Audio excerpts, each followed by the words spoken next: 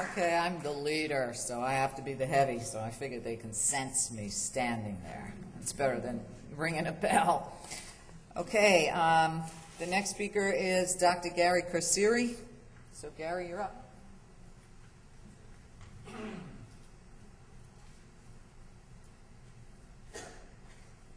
U.S. is Chiliana, yes? Yeah. Okay, me too. Frankly, I was nervous about this panel because I wasn't sure how to grasp that subject. It seemed like a very huge subject, the media. Taking it back, what did that mean?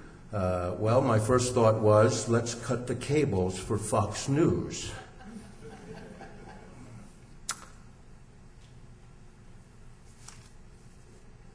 But there are other ways to do that, other ways to take it back. In a sense, everyone here is taking it back. We're doing that right now. And if you were there last night, during the opening remarks of the conference and during the introductions, we passed the microphone around. So each person had a chance to introduce himself or herself and talk about what they wanted to do. And that's taking back the media. Other ways we can do that. Well, think about the media in different terms. It's not about mainstream media anymore. It's about talking to each other. It's about buying each other's books. It's about circumventing the publishing houses. Steve Walton has to get in under the radar, and he's very successful at it, and he's very good. And we should honor that. But he's got to do it under the radar by writing fiction in order to tell the truth. Other people are circumventing those publishing houses, those New York publishing houses, and publishing their own work. And we can support that.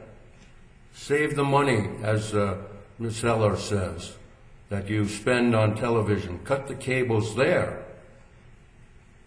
Forget about Fox News cables. I can show you where Fox News generates its information from in Washington, D.C.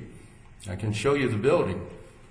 Or you can take that into your house and cut off the cables there. So much of what we have to do is to circumvent the mass media. Get around it somehow. And think creatively. I think that's a common theme that everybody here has sounded today. How do we creatively confront what we're up against? And how do we cross-promote each other? How do we support each other? One thing I'd like to do is boycott the products. About 40 years ago, when I was an undergraduate, I poured myself a glass of Coca-Cola, held it up to the light, asked myself a question. Do I really want to put this into my body? It looked horrible. It looked like junk, and I haven't drunk Coca-Cola in 40 years.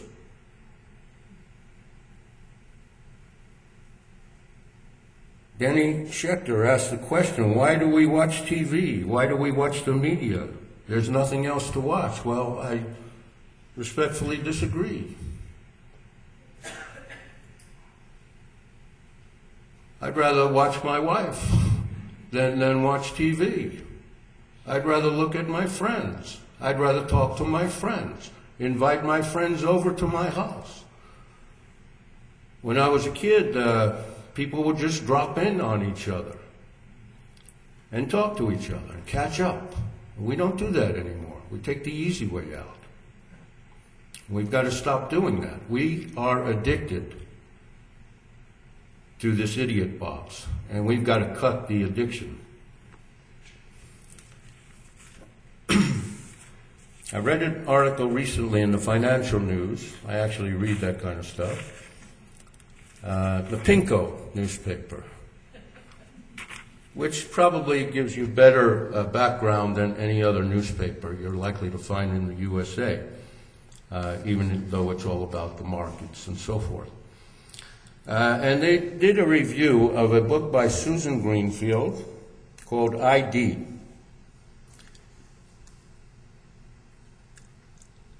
And Greenfield asks the question, do you sometimes feel like an immigrant in your own country? If you feel the need to refer to mobile phones, computer games, or digital cameras, you're probably a digital immigrant. To the natives, these are simply phones, games, and cameras. What Greenfield does in her book is ask whether the very idea of a human individual is going to change in the 21st century. And I don't think anybody since Marshall McLuhan, again going back some 40 years, has attempted to look at the neurology of our neural system, the morphology of the brain, how that's impacted by this relentless clatter, this bombardment of the media. So we need to understand what's going on neurologically in our brains and why we're addicted to this crap, and cut the addiction. Greenfield describes three kinds of beings, new beings we are becoming thanks to the onslaught of old and new media, as she identifies someone's, anyone's, and nobody's. Someone is characterized as having an individuality that distinguishes him or her from others. The neural connections in the brain have been built up in a unique way. Anyone is a person whose identity has been overwhelmed by the media, subsumed into that of a group. In fundamentalist groups, for example, anyone could be anyone is the primary form of identity. And we've had fundamentalist groups and anyones for as long as we've had tribal identities. But the new media, that of the digital natives, are producing neither someone's nor anyone's, but nobodies. Sitting in front of screens, fed a steady stream of stimulating but undemanding noises and images, nobodies end up living life as little more than a succession of sensations. Nobodies make fragile neural connections. One thing leads to another. Life moves, but nothing solidifies. Their value system is set in jello. Now, in conclusion, I would say that if we can begin to frame our arguments in these terms, we can begin to alert our fellow someones and even the anyones about the hydra-headed monster we confront, about the need to take back the media while we still have the will and understanding and the neural capacity to do so. We might even save some nobodies along the way, and that would be something.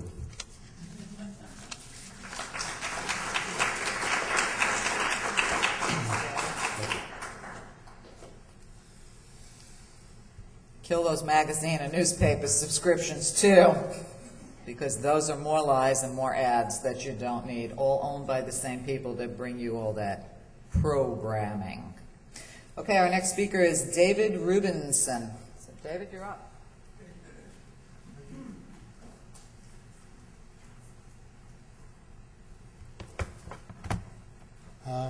I used to be in the record business. Anybody remember records? How many here have heard the term surveillance or witnessing? Anybody heard the word witnessing? How many of you have heard the term peer-to-peer? That's great. And how about semantic web? Anybody know semantic web? How about Twitter? Great, better and better. And Drupal? The problem is not that we have to take back the media. The problem is we have to give it away. It's not ours. We don't own it. We have to give it away. The problem with all these models you're hearing is that they're for old people, like us. This man doesn't understand the new media, so he puts it down, calls it jello. The young people in the world are communicating in ways that we don't get, so we put it down. We have to start talking in their language, not make them talk in ours. The record business is dead. The movie business is dead. Television networks are dead. How many of you have sent messages today using your thumbs? You go into any high school class in the country, and everybody's hand will be up. You just don't get it. He doesn't get it. We don't want them to talk in our language. That's acting like parents, which is how we're all behaving today. The media is not ours to take back. It's ours to give away to the people who deserve it, our children and grandchildren. Let it go. Because if we take it back, we're going to recreate it in the same bullshit forms that exist now. Network television, proprietary information, where people sell you the information for subscriberships. This is all dead. It's all over. Let it go. Everything Danny Schechter told us, we all know already. We don't need him to tell us all this. And complaining about the media is being complicit in its continued perpetuation. The more you complain and do nothing, the more you perpetuate it. You can do something as you sit there. You be the media. Give up the old concepts of magazines, network television. What's wrong with CNN? Fuck CNN. They're dead. Do you understand? In 10 years, they won't be here. Cable television is dead. This is like standing in a seminar 5 years ago and complaining about Blockbuster. They were dead. They didn't know it. They were still walking, but they're dead. We have to give the media to the people who deserve it. They are communicating. Young people in this world are communicating in ways that you don't know every day. And they're communicating efficiently. Without us, the parents, the gatekeepers, the people who insist on retaining control. And we have to give that to them. Give them the way to communicate. Make the revolution in their channel or videos they sell. We do much better to give it away and then monetize it and then find a way. That's what changed the music business. That's what's changing the film business. Give it away and then you find a way to make a living. Don't worry about making a living first. At any rate, I've taken too much time, but I want to say that all of this stuff we heard is obsolete. It's a lot of words by a lot of old people. And I, being an old person, am very qualified to say this. We must give it away to the people who are going to take it anyway. And we must learn to communicate the way they communicate, not insist the way we do. Thank you.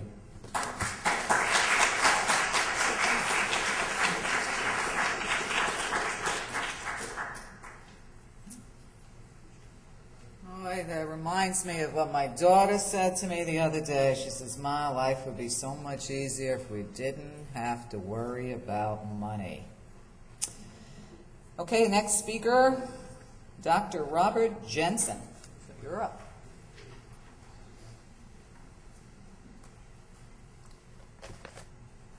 Good evening, everyone, or afternoon. My name is Bob Jensen. I'm a former newspaper journalist turned professor and now teach at the University of Texas at Austin. And I agree and disagree with a lot of what was said. And I think what I'm going to try and do is maybe put it in a context. I think what I would like to talk about is prophecy. Now, before you think this guy's been in Texas too long, don't worry. Not like that. But I do want to put this in the context of what I might call the prophetic tradition, which comes out of many different faith traditions, many different societies, there is a prophetic tradition in human history. And I think that's a good way to think about this question of media. Prophetic storytelling, perhaps. What would that mean at this particular moment in history to engage in prophetic storytelling, whether one was in the entertainment media or the news media? Well, what would one mean by prophetic? One can go back to, for instance, what are often called the minor prophets of the Old Testament. People like Micah and Amos. Very interesting characters, worth reading, whatever your own particular religious beliefs. Because they were doing a couple of things that were very important as people who take up the prophetic tradition in other societies were doing. They were asking the people to face some very difficult and very fundamental questions about the gap between their stated moral principles and their behavior. That's what the prophets were doing. And they also, either implicitly or explicitly, were always taking the long view. We're knowing that the struggle doesn't take place only in the moment, but is in fact an ongoing struggle. And so I'd like to kind of keep that in the back of our minds, this notion of the prophetic, and also to recognize that the best prophets raise more questions than they answer. The prophetic tradition, I think, is about questions. So I'm going to try and speak in that prophetic tradition, which is not to say I think I'm a prophet. I think we all have the capacity within us to speak in the prophetic voice, and I think that's one of the ways to think about our political obligations. So I'm going to talk briefly about both entertainment and news media, and in doing that, challenge some of the things that have said and agree with some of the things that have been said. One of the things I've studied in the 20 years I've been in academic life is the contemporary pornography industry, which is a form of media. It's a mass-mediated entertainment genre. It's a relentlessly misogynistic, woman-hating media. It's a relentlessly racist media. And it's a relentlessly popular media in the United States, which tells you something about the nature of our gender and race politics, perhaps. I've spent a lot of time analyzing and critiquing the patriarchal, white supremacist nature of pornography within a corporate capitalist system and tried to point out some of the problems with it.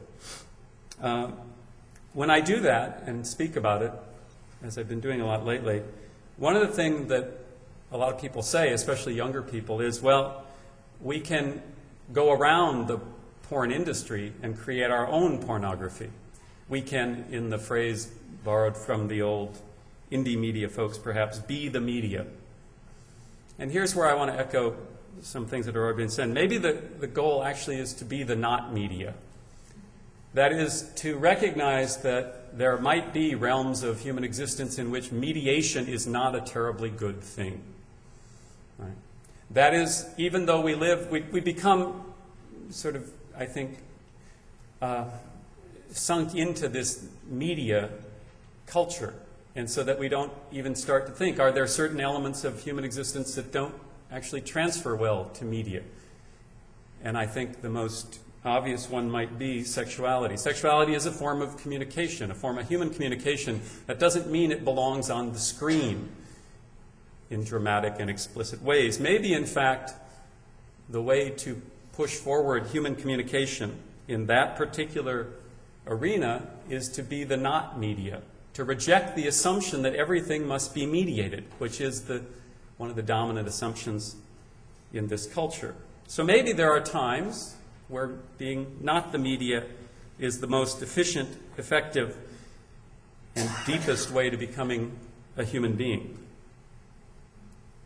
On the other hand, in a mass-mediated society, when one is trying to engage in activism and create political change, using the media can be often very effective.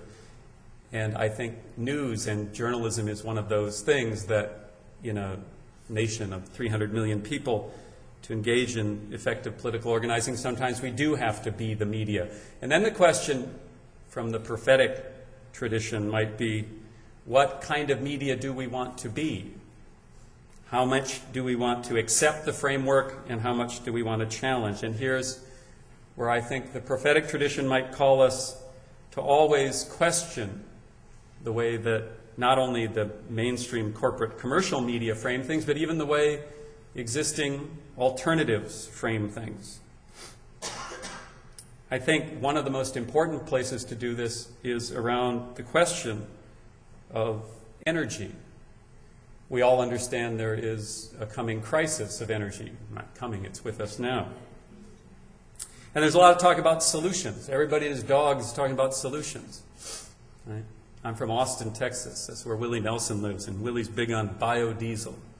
He's a real hero for proposing a solution. The only problem is that solution is a loser. In fact, all of the alternative energy solutions, when put forward in that framework, are losers because, here's something we have to come to terms with, there is no energy to replace the concentrated force of coal, oil, and natural gas. There is energy in the world, but nothing like this carbon interlude we've had with coal, oil, and natural gas. So there are no solutions. If by solutions we mean finding alternative energy sources that can allow us to continue our current living arrangements. The solution is to understand, in fact, that our current living arrangements have no future, to quote James Howard Kunstler. We have living arrangements with no future. You can talk about switchgrass and biodiesel all you want, and it will never come close to replacing the energy in coal, oil, and natural gas. We've got to think about the concept of our energy future in very different ways, and that is one of the ways that we can engage in journalism, in mediated communication, to try and spread that around, to try to resist what we might call the technological fundamentalism of the culture. So for me, the argument that kind of emerged on this panel, should we keep our TVs, throw our TVs away? Should we read newspapers, not? Should we work on media or not work on media? Like most questions, there is no single answer. Right? One lives in the world one lives in and deals with problems that exist, not problems as we would like them to. The fact is, much of the American public gets its news through contemporary corporate commercial media. That means trying to affect the direction of contemporary corporate commercial media matters if one worries about the state of democracy. It means that independent media, dissident media, alternative media, radical media, counter media, whatever term you want to use, matters, including electronic forms of communication I don't have much affection for. But in certain settings, they matter. And it also means, I think, that there are times when not media matters too. And even if that doesn't appeal to you because of your own aesthetic sensibilities, it may be that that's the one in which we don't actually get to choose. Because the media platforms we're talking about, making movies, digital communication, all rests on that platform created by oil, coal, and natural gas. And when that game is over, much of the media game we're talking about may well be over as well. And we may be asking, how do we make sense? How do we still tell stories in that prophetic tradition face to face, the way that we've done through most of our evolutionary history and the arrangements that gave rise to the prophetic voice originally? Thank you.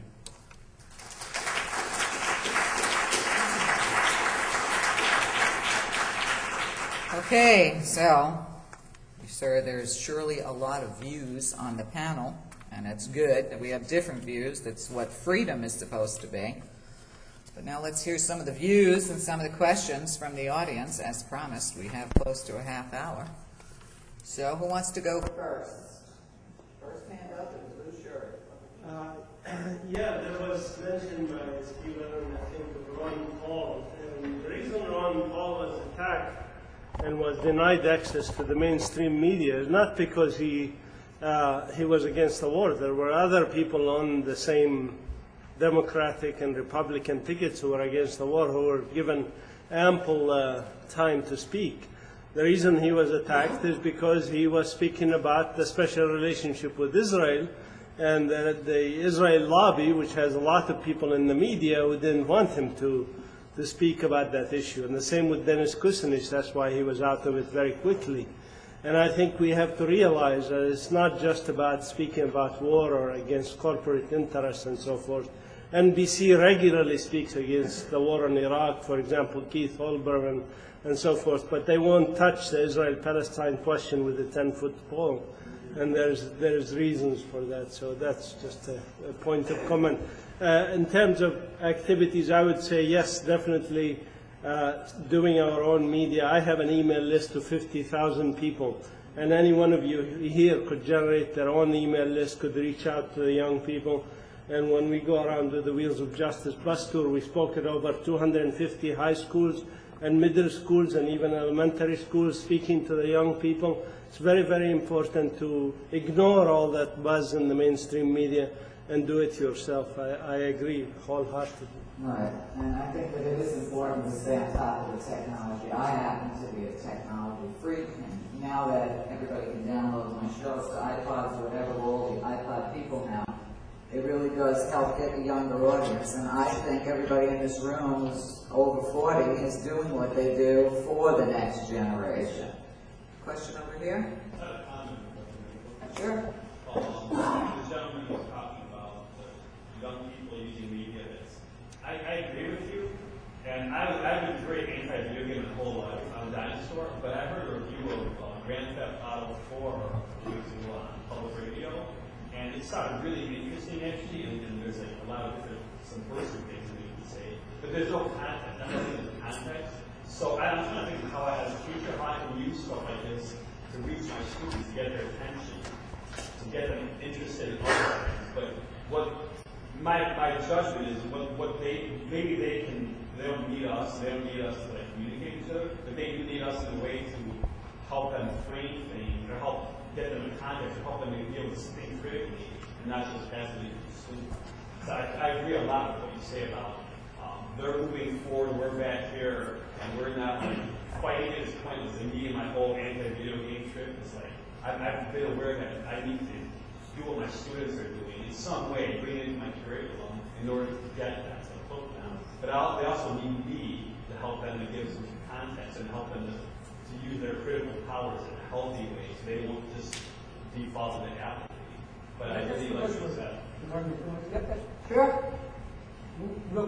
That's because we're demographics, not human beings. We can train that elders don't speak to young people and vice versa. And we accept that role. So I appreciate what David said, is get with some young people and learn something, and also at the same time teach critical thought. It can be exchanged. Have you played that game? No. You see? Yeah. That's my point. Right. My point is you're acting like a parent. You're making a value adjustment on what they're doing. Get where they are. Buy the game. And you know the best thing about the video games is not the violence, it's the power. Is that there's a worldwide community of people playing these games, and they're communicating with each other and playing online. You understand? They have a whole community that we can't get into. And what my point is talk to them in their language, play their games, get on their level, and not try to judge from a higher position. So buy the game, play the game, sit down and play with the kids, let them kick your butt because you're going to be not as good as them, and get on that level, and then you can look at your own critical judgment, which is to look at what they're doing in a judgmental way. All right, Steve's first, Danny's second. You'll be third. Steve. Just a couple quick comments. I'm just curious, have either of you guys had any kids? Two of you are parents? Okay. Are you a parent? No. Okay. As a parent and parent of stepchildren and children, I can say that it would be very difficult for me to get into Grand Theft Auto 4 without ignoring the fact that it's violence, that's just senseless violence. I think that as parents, we know our children, we have to censor some of these things because we're creating a generation of kids that are so immune to violence that it's too easy to use it. And So there are other games and video games besides, I mean, you have to, at some point you do cross the line, and I know that it's subjective, but you, as a parent, you have to be a little bit subjective. It is pretty violent. I'm not denying. Well, I mean, having been dismissed and attacked as a dinosaur, as somebody who's somehow idolizing the old media or somehow suggesting that it has these benefits, which is why people look at it instead of looking at cockroaches on the wall. Let me just make a point here as the father of a daughter who's very involved in the entertainment business, actually. It's all so cool. Somehow I was just while you were talking, David, I was thinking of an old friend maybe of yours too, Tim Leary, We were going to turn on and tune in and drop out. We don't need them. We have ourselves. We have our own, kind of subculture and world that it's so cool. And we don't have to pay attention to institutions or politics, because that's all old stuff, old media and old ideas. And in a certain way, you probably are light years ahead of me in terms of, although I'm on Utterus and Twitter and I write a blog for the last 9 years and all that, but that's besides the point. The reason we're talking about media here at all is not because we're overwhelmed or impressed with technologies of various kinds. We're talking about it because it's one of the structures of oppression in our political culture. And we're talking about how do we change America, how do we change our country, and what do we do politically to change it?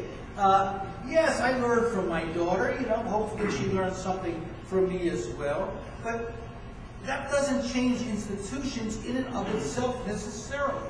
It could help change things. It could pollinate, the soil with new ideas and what have you. But, being on Facebook, which I am, is, not a great revolutionary act, even as much as I can tell myself that it is, okay? We're looking at what are the structures of power. We have political structures. We know about them. We have intelligence structures. We kind of know about them. We like to know more about them, okay? We have economic structures of, financial institutions and banks and other things. So we're just really learning, some of us, about them and what impact they're having. And alongside them all, the other pillar of power in our society is the media institutions. And yes, of course I can't, I used to work there, I can't watch that, religiously the way I did. Sometimes it's, it's really even hard to just watch it to criticize it, because you don't know where to start. At the same time, you can't ignore it. This is where I break, with the people who say, just throw it out the window, it doesn't matter anymore. Unfortunately, a lot of the people that we want to reach are being influenced for good and is made, probably for evil, by their addiction to it. And we can't talk to those people unless we have some clue about what is going into their heads, what they're hearing, what they're learning, how to challenge it, how to reach them. So yes, we can opt out. I've heard this debate on the left. Kill your television was a great bumper sticker, but in point of fact, it's not the television, it's not Bill O'Reilly, it's not one person, it's a structure of power, it's an industry. And unless we understand how that industry works, and which is not to say that we can change it, but unless we're willing to try to engage in some way with lots of different types of tactics and strategies, including, some of those that Dr. Jensen, recommended, which is, in a way, looking at popular culture, looking at pornography, and trying to challenge it. And, I think we're going to increasingly isolate ourselves and marginalize ourselves even more than we are already marginalized. We may want to be in a prophetic tradition, but that doesn't mean we all need to put robes on and go and live in the monastery. We're here because we want to engage with the structures of power in the society. Media is one of them. And Air America, I think, was a good solution to counteract the unchallenged Rush Limbaughs and the other blowhards, because it gave the progressive voice a voice. I think that those type of things is good. So you have to Okay, we're gonna move on to another question, guys. Because somebody in the back had their hand up. David wants to answer me. Sure. Maybe we could continue the debate later in the hall, but this is really time, I promise. The way to do it is to let those old institutions die. You kill them, they're not participating. This isn't an institution. This room right now, I've set up as a democracy, so they're not just there and we're separate from them. Absolutely they are, and we are separate from them. And we have to let them die the way the record business is dying. I'm talking about the audience.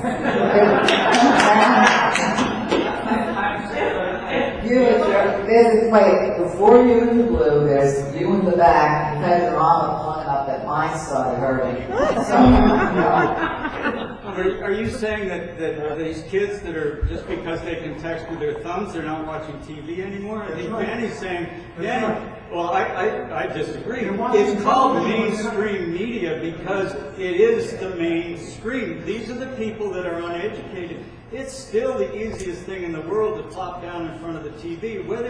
And so it strikes me that the mainstream media, which, by the way, one of the linguists upstairs who's giving the workshop at the same time said just a while ago, she said, don't call it mainstream TV, because then you are stepping outside the mainstream yourself when you protest against it. Call it the corporate media.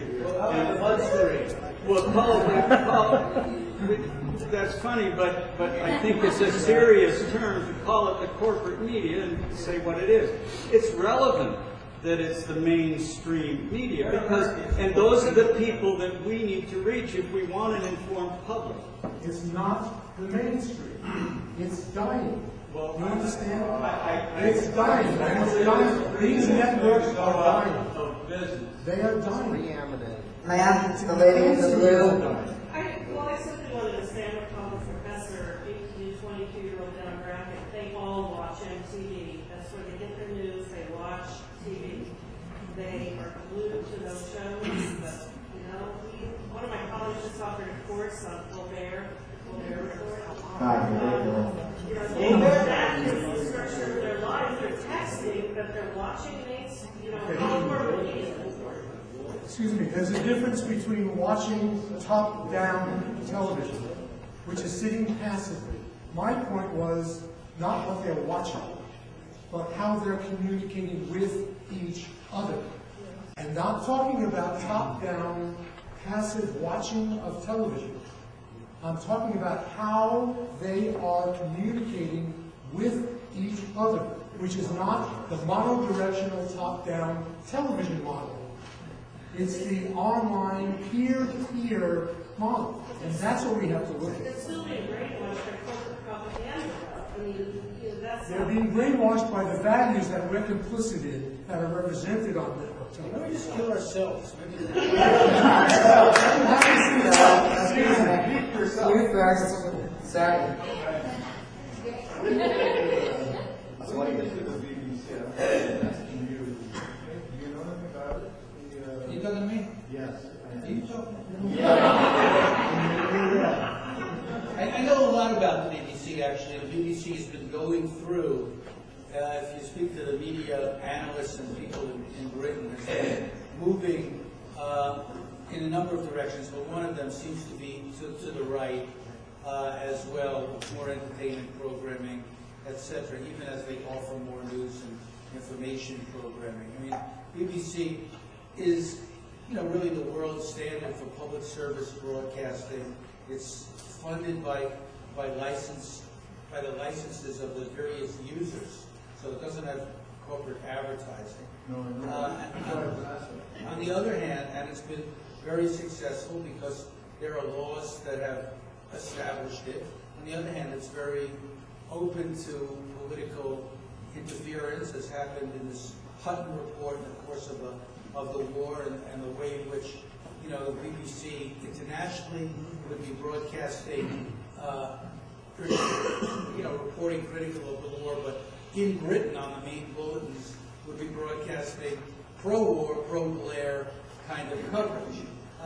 So it's more complicated than it appears, but it certainly would be a good thing to have a public broadcasting service that had a majority share of audience.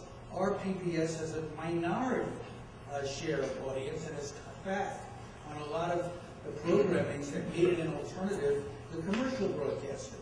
This has been going on for many, many years, and it's dominated by Corporation for Public Broadcasting, not a profit-making corporation, but a corporation dominated appointed by the Bush administration. And so there are voices like Bill Moyers, but Bill Moyers is on a Friday night when TV viewing is the lowest on PBS. So he does do great work, but he doesn't get the kind of visibility and kind of platform that he should have, in my opinion. So, public broadcasting, what's happened to it is one of our fights. And what's happening in many communities is that public access broadcasting is being threatened now by, the various companies like Viacom and not Viacom, Telephone, Comcast.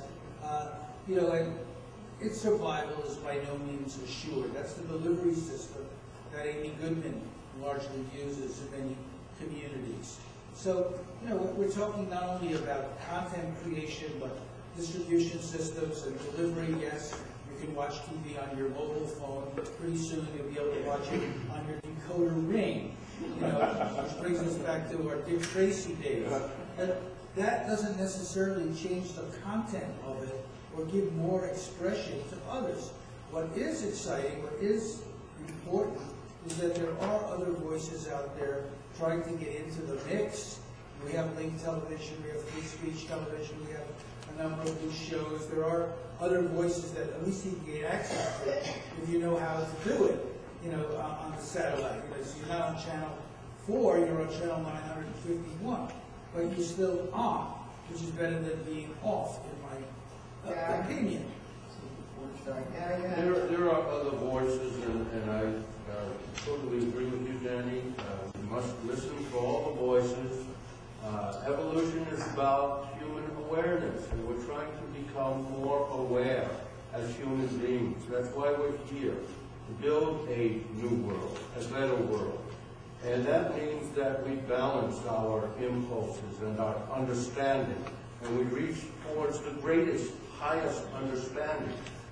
That does not mean that we become seduced by new technologies. It means that we balance our old understanding, the old philosophies, the old ideas, what the teachers have been telling us. With the new technology, I am less concerned about the fact that we can send messages, our teens can send messages with their thumbs, than I am concerned about the nature, the content of those messages. That's what we have to know. That's what we have. I don't want to play games with my kids. I don't want to play games with babies. I want to educate those babies. I'll learn from them, of course I will. But I want to educate them. That's my responsibility as an older person. That's all. Okay. Yep. I'm going to make a couple comments.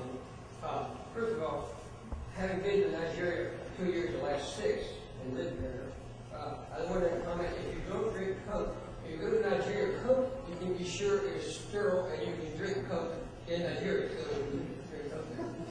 Secondly, when I lived over there in 2000, they had maybe a telephone that's like a payphone in every city, but nobody had telephone. The last visit there, last 2 years ago, everyone had cell phones.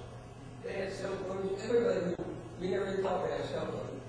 I get phone calls at 5:30 a.m. for 6 hours behind them from the guy, and he's standing talking to me about how he's doing. I was kind of asleep, like 2 weeks now. Cell phones are there, and we're going to, the world is changing, and cell phones are going to change the world, I think, not necessarily television. The third thing, energy solutions probably happening. We'll move on from there. And I want to comment that just about 50 miles from here, the population is about the lower 50% of the population will spend $2,700,000 this weekend at the racetrack, the Martinsville racetrack. There'll be about 70,000 people there. They start at $42 a ticket. And these are people who don't have any money. 20% is estimate of the population control how it's spent. So to me, that's where we ought to be working. And I wonder what we can do to get to 10% of the population who have the money, who spend the money, who control it. To me, that's where we ought to start, maybe some comments. So is that your question? How to get to the people with the money? I'd like the answer to that myself. Why is this an all-male panel?